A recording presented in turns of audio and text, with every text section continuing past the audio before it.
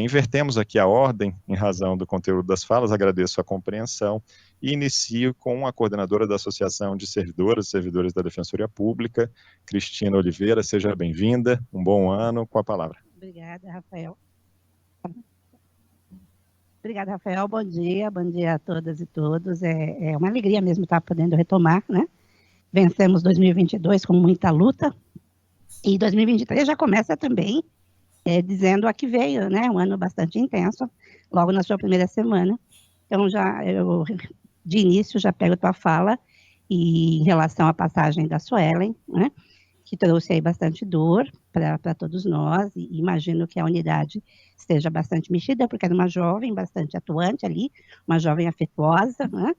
E então eu já conversei com as colegas lá, através da Lívia, mas registro aqui que o CAD tem um trabalho de elaboração de luto, né? E acho que é importante que os colegas lá saibam e que podem acessar, né? Para enfrentar esse retorno, que imagino que tenha sido bastante penoso a partir dessa semana, tá bom? Então, é uma semana bem intensa, já com sentimentos bastante antagônicos. A democracia trouxe bastante revigoração para nós, né, no dia 1º, mas a gente também teve aí situações bem difíceis, que trouxe bastante indignação e bastante medo, e que ressalta bastante o papel, a importância da Defensoria Pública na defesa do Estado Democrático, né? E nesse sentido, eu gostaria muito de parabenizar a Corregedoria pela posição que trouxe, né, na defesa aí do Estado Democrático e de um posicionamento assertivo que compete às defensorias públicas, enfim, desde a sua origem, lá na Constituição de 88. E nessa seara também de valorização da democracia, parabenizar a colega Isadora pela nomeação, que muito nos alegrou, né, lá na Secretaria Nacional de Promoção e Defesa dos Direitos Humanos. E lembrar também que a própria Defensoria aqui de São Paulo tem o seu coletivo antirracista, que já vem se estruturando desde o ano passado na defesa das pautas étnico-raciais e vai seguir 2023 também, né? Nesse processo aí, com produções bastante importantes. Os cursos de letramento racial, que estão em parceria com a EDEP, estão lá no portal e é importante que sejam sempre divulgados, né? Enfim, então, nas pautas específicas da categoria, da categoria de servidores, eu vou recuperar a minha fala do final do ano, né? Quando eu coloquei que seria necessário, a partir deste momento, né, vencidos os 4 últimos anos bastante penosos, de nós avançarmos na questão da valorização das categorias aqui da Defensoria, do quadro de apoio, né? Então, por óbvio, a gente já vai lançar a campanha salarial 2023, em breve a gente já vai estar consultando, enfim, conversando, dialogando especificamente sobre isso com as carreiras dos quadros de apoio. A reposição inflacionária, ela é já, né, um mote sempre, mas não só isso, a gente vem conversando com a CGA, com o DRH e com a própria Defensoria Geral de um aprimoramento nos nossos planos de carreira. Então, para esse ano a gente espera, né, e vai trabalhar bastante para que isso se efetive num novo projeto de lei, né? A reposição inflacionária, a data base nossa é 1º de março, então é importante que essa cultura seja efetivada, não vou falar respeitada, mas efetivada pela administração da Defensoria, né?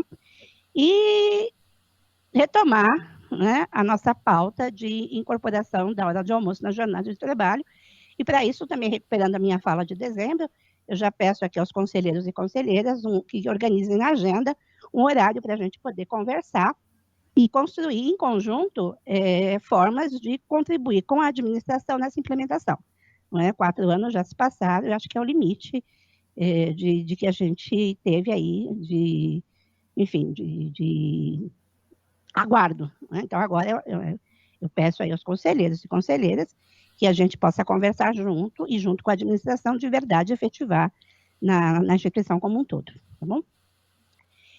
Você consignou aí a lista de antiguidades dos defensores, a gente também teve nessa semana a publicação da lista de progressão de servidores e servidoras, então, no primeiro momento, já parabenizo e agradeço o DRH pelo esforço que fez, né, para fazer todo esse levantamento e pela disponibilidade que teve de se colocar, de abrir o link no Teams e se dispor a tirar todas as dúvidas dos servidores e servidoras, que sempre aparece quando a lista é publicada, né?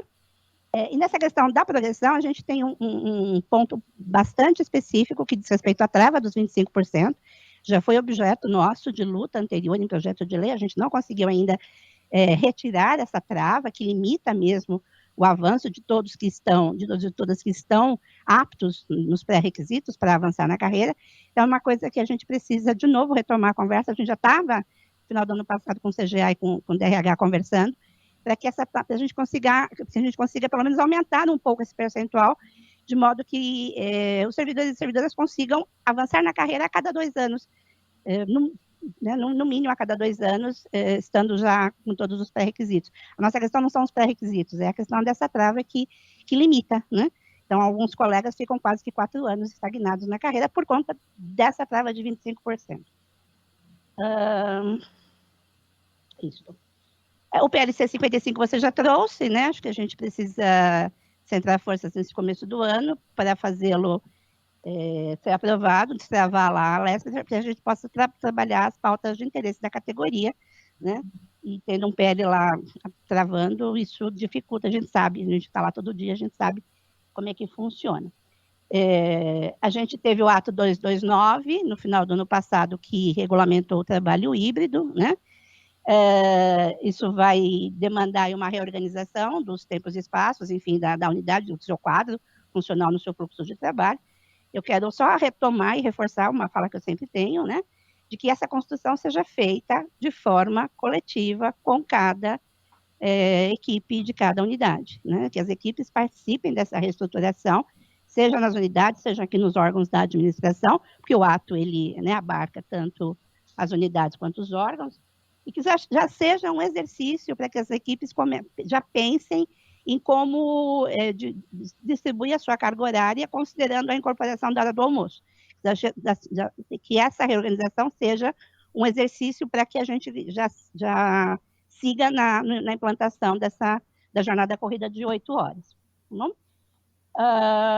Por fim, questão concreta, explicação da a gente tem uma questão concreta que eu já antecipei para a Mara, que está respondendo pela terceira sub. Nós temos uma questão concreta que nos foi trazida ontem pela equipe da unidade de Santos, uma publicação que nos chamou a atenção, e a mim me causou estranheza da forma como foi publicada.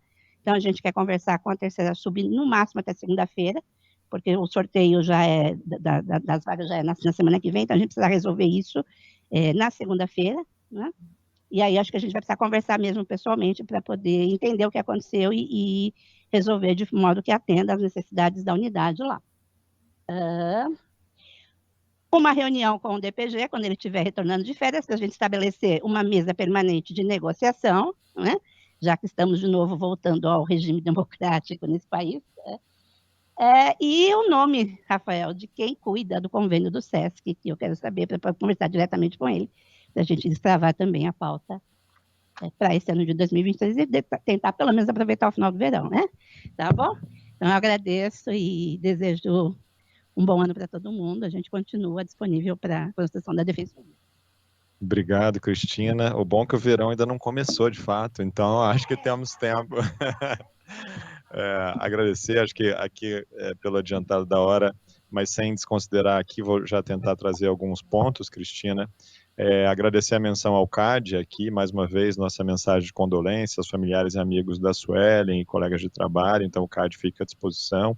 Destacar, como fez a Cristina, a felicidade que temos de ver defensoras públicas no Ministério de Direitos Humanos, especialmente aqui nossa colega Isadora Brandão, que tem uma trajetória muito brilhante, né? Passou agora pelo Conselho Nacional de Justiça e seguramente vai exercer com maestria e com a colaboração de todos e todas aqui da Defensoria de São Paulo, agora essa função super importante na Secretaria Nacional.